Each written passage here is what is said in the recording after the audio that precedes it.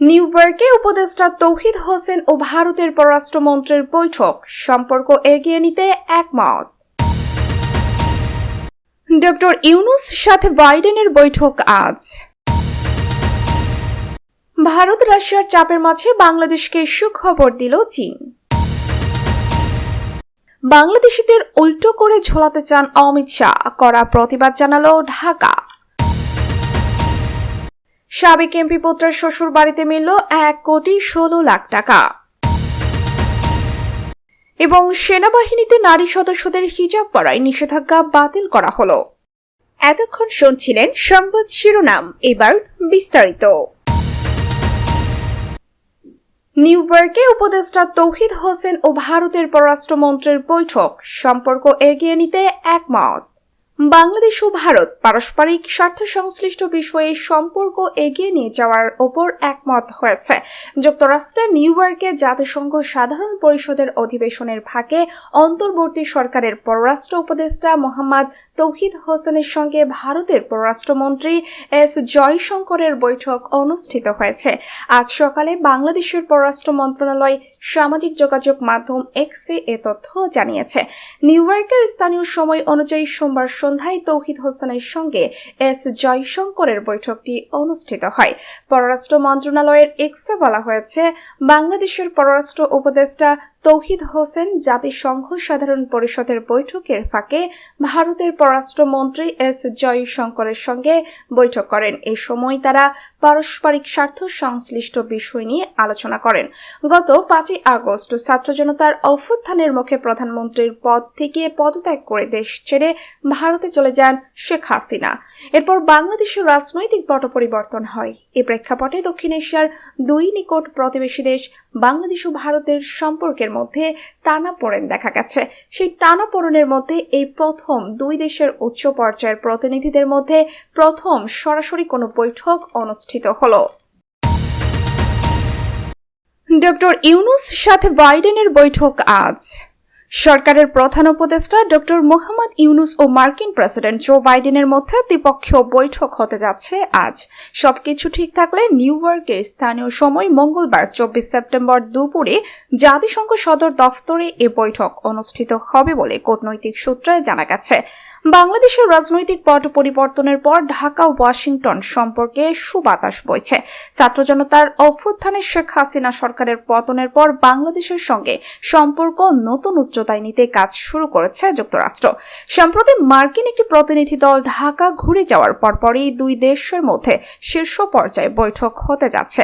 সর্বোচ্চ পর্যায়ের এই বৈঠকে দুই দেশের শীর্ষ নেতা দ্বিপক্ষীয় সম্পর্ক ভবিষ্যতে কোথায় নিতে চান, সহযোগিতার বিষয় চিহ্নিত করার ক্ষেত্রে অগ্রাধিকারগুলো কি হতে পারে, সে বিষয়গুলো নিয়ে আলোচনা হতে পারে বলে সংশ্লিষ্ট সূত্র জানিয়েছে। পররাষ্ট্র মন্ত্রণালয় সূত্র জানায়, দীর্ঘ 25 বছর পরে দুই দেশের শীর্ষ পর্যায়ে বৈঠক অনুষ্ঠিত হতে যাচ্ছে। এর আগে 2000 সালে ঢাকা সফরে এসেছিলেন মার্কিন তৎকালীন প্রেসিডেন্ট বিল ক্লিন্টন। সেই সময় দুই দেশের শীর্ষ পর্যায়ে দ্বিপক্ষীয় বৈঠক হয়েছিল।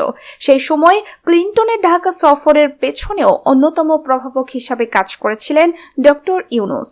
মার্কিন প্রেসিডেন্ট সাধারণত স্বল্প সময়ের জন্য জাতিসংঘের সাধারণ পরিষদে যোগ দিয়ে নিউ ইয়র্কে যান এবং কোনো দ্বিপক্ষীয় বৈঠক করেন না। সেখানে ইউনূসের সঙ্গে তার দেখা হওয়ার বিষয়টি অত্যন্ত তাৎপর্যপূর্ণ ও সম্মানের।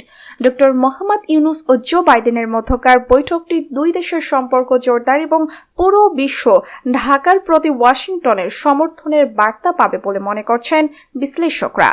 এ ব্যাপারে জানতে চাইলে কূটনৈতিক বিশ্লেষক ও যুক্তরাষ্ট্রে বাংলাদেশের সাবেক রাষ্ট্রদূত ডক্টর এম হুমায়ুন কবির বলেন, একটা নতুন বাস্তবতার মধ্যে ডক্টর মোহাম্মদ ইউনূস এবার জাতিসংঘের সাধারণ অধিবেশনে যোগ দিতে যাচ্ছেন। গণ অভ্যুত্থানের মধ্য দিয়ে তৈরি হওয়া বাংলাদেশের নতুন সরকার প্রধান হিসাবে তিনি যাচ্ছেন। বাংলাদেশের জন্য এর চেয়ে শক্তিশালী প্রতিনিধি আর হয় না, কারণ ডক্টর ইউনূস নিজেই সরকার প্রধান এবং তিনি একজন বিশ্ববরেণ্য অর্থনীতিবিদ। বিশ্ব নেতাদের কাছে তার আলাদা গ্রহণযোগ্যতা আছে। তার মুখ থেকে বিশ্ব নেতারা বাংলাদেশের বর্তমান পরিস্থিতি সম্পর্কে শুনলে দেশের প্রেক্ষাপট, বর্তমান চ্যালেঞ্জ এবং ভবিষ্যতে এটি কোথায় যাবে তার একটা ধারণা সবাই পাবে।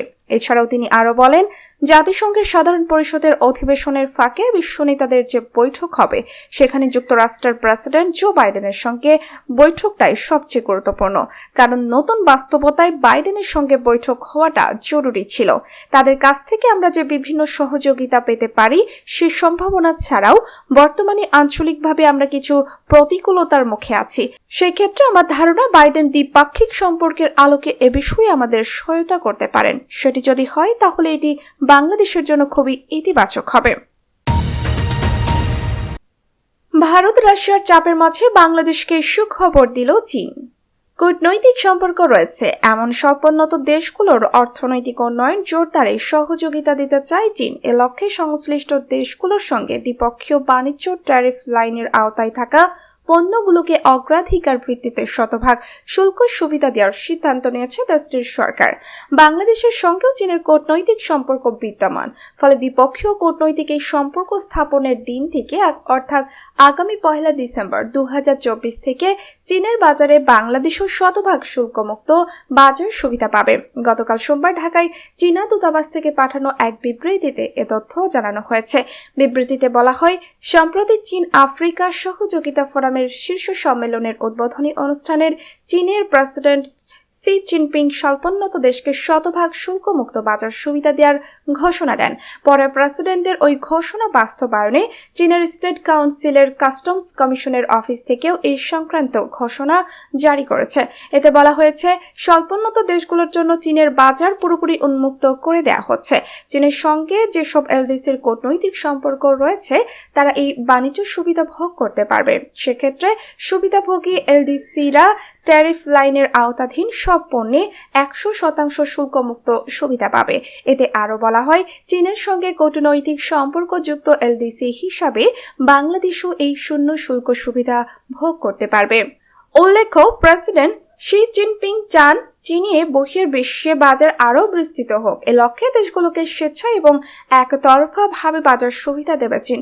বিস্তৃত এই পরিকল্পনা বাস্তবায়নেই তিনি আফ্রিকার 33টি দেশ সহ চীনের সঙ্গে কূটনৈতিক সম্পর্কযুক্ত সব এলডিসিকেও 100% শুল্ক লাইনের জন্য শূন্য শুল্ক সুবিধা দেওয়ার সিদ্ধান্ত নেন। শি জিনপিং এর এই সদিচ্ছার কারণে বাংলাদেশও এখন চীনে শতভাগ শুল্কমুক্ত বাজার সুবিধা ভোগ করার সুযোগ পেতে যাচ্ছে। বাংলাদেশিদের উল্টো করে ঝোলাতে চান অমিত শাহ, কড়া প্রতিবাদ জানালো ঢাকা। সম্প্রতি ঝাড়খণ্ড রাজ্য সফরকালে ভারতের স্বরাষ্ট্রমন্ত্রী অমিত শাহ বাংলাদেশি নাগরিকদের সম্পর্কে অত্যন্ত নিন্দনীয় মন্তব্যের তীব্র প্রতিবাদ জানিয়েছে ঢাকা। পররাষ্ট্র মন্ত্রণালয়ের পক্ষ থেকে গতকাল সোমবার ঢাকায় ভারতীয় ডেপুটি হাই কমিশনারের কাছে এ ব্যাপারে একটি প্রতিবাদ পত্র হস্তান্তর করা হয়েছে। পররাষ্ট্র মন্ত্রণালয়ের এক সংবাদ বিজ্ঞপ্তিতে বলা হয়েছে, প্রতিবাদ পত্রে ঢাকার পক্ষ থেকে ক্ষুব্ধ প্রতিক্রিয়া ব্যক্ত করে ভারত সরকারকে রাজনৈতিক নেতাদের এই ধরনের আপত্তিকর ও অগ্রহণযোগ্য মন্তব্য করা থেকে বিরত থাকতে পরামর্শ দেওয়ার আহ্বান জানানো হয়েছে। মন্ত্রণালয় থেকে গুরুত্বারোপ করে বলা হয় যে, প্রতিবেশী দেশের নাগরিকদের বিরুদ্ধে দায়িত্বশীল অবস্থান থেকে আসা এ ধরনের মন্তব্য দুটি বন্ধুত্বপূর্ণ দেশের মধ্যে পারস্পরিক শ্রদ্ধা ও বোঝাপড়ার মনোভাবকে ক্ষুণ্ণ করে। ভারতীয় গণমাধ্যম দি টেলিগ্রাফের খবর অনুযায়ী রাজ্য বিধানসভা নির্বাচন সামনে রেখে গত শুক্রবার ঝাড়খণ্ডের সাহেবগঞ্জ জেলায় আয়োজিত সমাবেশে অমিত শাহ বলেন, আমি আপনাদের সবাইকে ঝাড়খণ্ডে বিজেপি সরকার গঠনের জন্য আবেদন জানাতে চাই। আমরা প্রত্যেক বাংলাদেশি অনুপ্রবেশকারীকে উল্টো করে ঝুলিয়ে সোজা করব। সাবেক এমপি পুত্রের শ্বশুর বাড়িতে মিলল 1,16,00,000 টাকা। ঢাকা মেট্রোপলিটন পুলিশ যৌথ অভিযান চালিয়ে ঢাকার উত্তরা এলাকার একটি বাড়ি থেকে নগদ 1,16,00,000 টাকা, বিপুল পরিমাণ বিভিন্ন বৈদেশিক মুদ্রা ও 2টি প্রাইভেট কার সহ 3 জনকে গ্রেফতার করেছে। রবিবার উত্তরা থানা পুলিশ ও সেনাবাহিনীর একটি যৌথ টিম এই অভিযান পরিচালনা করে। গতকাল সোমবার ঢাকা মেট্রোপলিটন পুলিশের নিউজ পোর্টাল ডিএমপি নিউজ থেকে এই তথ্য জানানো হয়। উত্তরা পশ্চিম থানার অফিসার ইনচার্জ হাফিজুর রহমান বলেন, গোপন তথ্য ছিল যে উত্তরার 7 নং সেক্টরের 23 নং রোডের 7 নং বাড়িতে পুলিশের বুলেট প্রুফ জ্যাকেট সহ অস্ত্র গুলি রয়েছে। এ তথ্যের ভিত্তিতে 22 সেপ্টেম্বর বাংলাদেশ সেনাবাহিনী ও উত্তরা পশ্চিম থানার একটি যৌথ টিম উক্ত বাসায় স্থানীয় সাক্ষী সহ প্রবেশ করে। সেখানে অভিযান চালিয়ে বিপুল পরিমাণ টাকা ও বৈদেশিক মুদ্রা সহ 3 জনকে গ্রেফতার করে। গ্রেফতারকৃতদের বিরুদ্ধে পরবর্তী আইনানুগ ব্যবস্থা প্রক্রিয়াধীন রয়েছে বলে জানান তিনি। উদ্ধারকৃত বুলেট প্রুফ জ্যাকেটগুলো পলাতক ঢাকা 18 আসনের সাবেক সংসদ সদস্য মোহাম্মদ হাবিব হাসান ও তার ছেলে পলাতক আবির হাসান তামিম সহ গ্রেফতারকৃতরা গত 5 আগস্টের পূর্বে বৈষম্য বিরোধী ছাত্র আন্দোলনে বিভিন্ন সময় ব্যবহার করত। যে বাড়িতে অভিযান পরিচালনা করা হয় সেটি সাবেক সংসদ সদস্য মোহাম্মদ হাবিব হাসানের ছেলে আবির হাসান তামিমের শ্বশুর বাড়ি বলে জানিয়েছে ডিএমপি। গ্রেফতারকৃত আসামিরা জানায় জব্দকৃত টাকা, বৈদেশিক মুদ্রা ও গাড়ি দুটি সাবেক সংসদ সদস্য মোহাম্মদ হাবিব হাসান ও তার পরিবারের সদস্যদের। মোহাম্মদ হাবিব হাসান ঢাকা মহানগর উত্তর আওয়ামী লীগের সাবেক যুগ্ম সাধারণ সম্পাদক। 2020 সালে ঢাকা 18 আসনের সংসদ সদস্য সাহারা খাতুন মৃত্যুবরণ করলে উপনির্বাচনে তিনি সংসদ সদস্য নির্বাচিত হন।